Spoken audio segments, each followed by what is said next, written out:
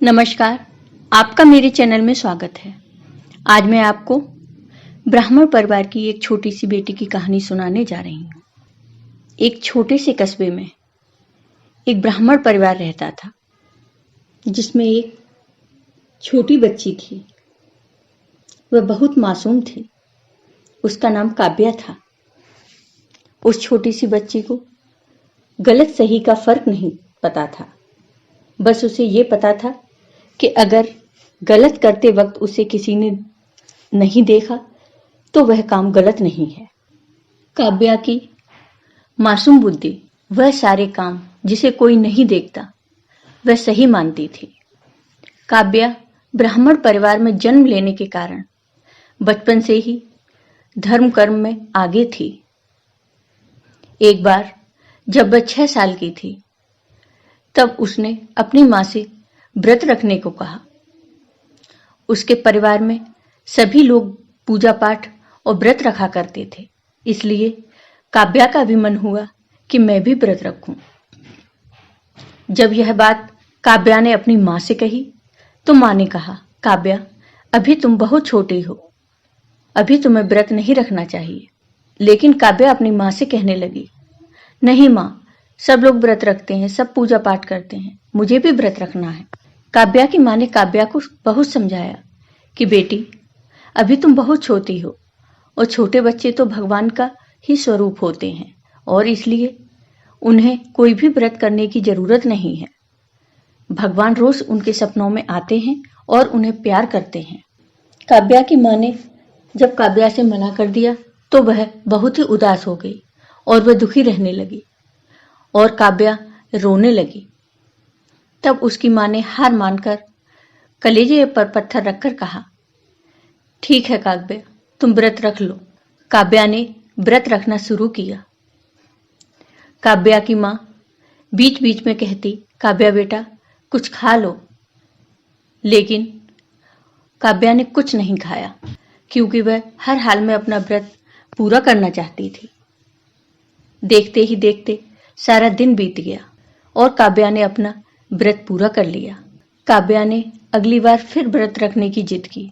उसकी मां ने समझाया मगर वह फिर नहीं मानी और अब तो उसे व्रत रखना अच्छा लगने लगा। अब उसने घर वालों के देखा देखी सारे व्रत रखना शुरू कर दिया। एक दिन काव्या व्रत थी तो उसने गलती से अपनी फेवरेट टॉफी मुंह में डाल ली। तभी उसे याद आया कि आज तो उसका व्रत है। यह बात याद आते ही उसने चारों तरफ देखना शुरू कर दिया कि कहीं उसे कोई देख तो नहीं रहा। संयोग से उसे कोई नहीं देख रहा था और तब उसने कमरे की दीवारों पर भी नजर दौड़ाई मगर वहां भगवान की कोई मूर्ति या फोटो नहीं थी। चलो, उसको किसी ने टॉफी खाते नहीं देखा। उसने फटाफट टॉफी का रेफर नीचे फेंक दिया और घर में किसी को इस बात की भनक तक नहीं लगने दी। अब तो काव्या की हर बार की ये आदत बन चुकी थी।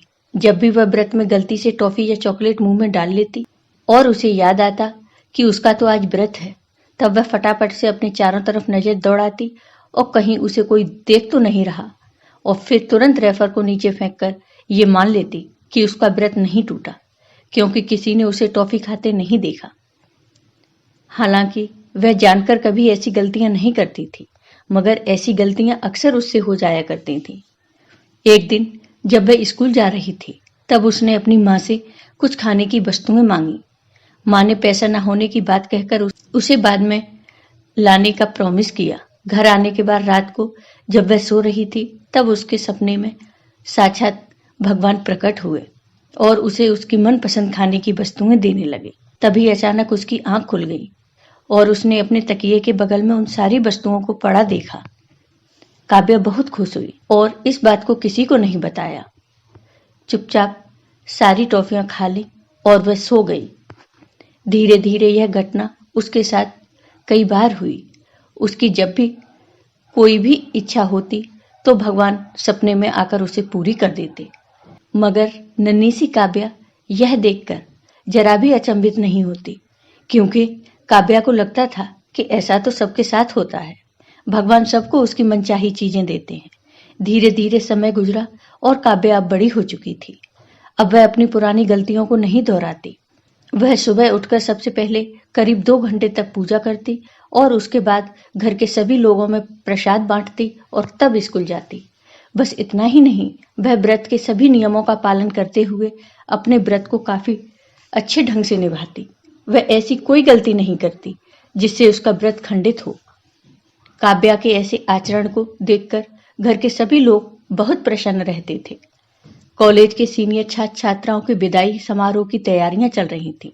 काव्या भी इस कार्यक्रम में भाग ले रही थी। ऐसे में उसे एक नई ड्रेस की आवश्यकता थी। वैसे तो उसके पास कई ड्रेसें थीं, परंतु कार्यक्रम के पात्र के हिसाब से उसे एक अलग तरह की ड्रेस चाहिए थी, जिसके लिए घर आकर उसने अपनी माँ से एक नई ड्रेस की मांग की। परंतु उसकी माँ ने पैसे न होने की बात कहते हुए साफ मना कर दिया। काव्या बहुत दुखी हुई और वह रात भर ड्रेस के लिए रोती रही।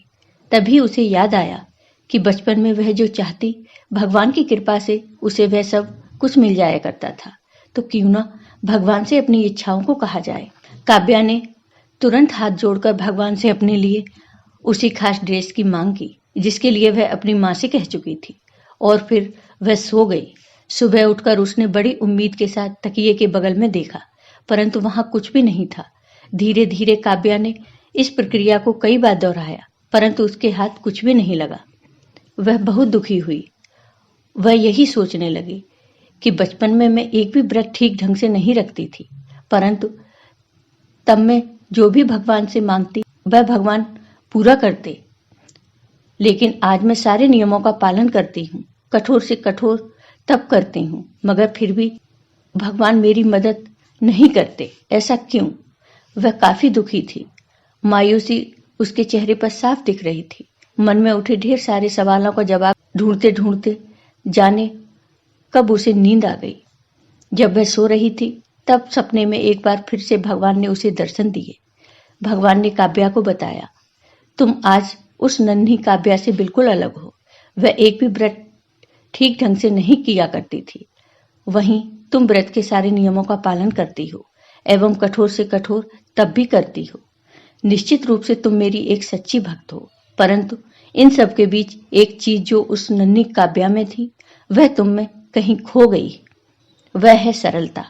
हाँ, अब तुम्हारे अंदर वह सरलता नहीं जो उस मासूम सी काव्या के अंदर हुआ करती थी। अब तुम कठिन बन चुकी हो।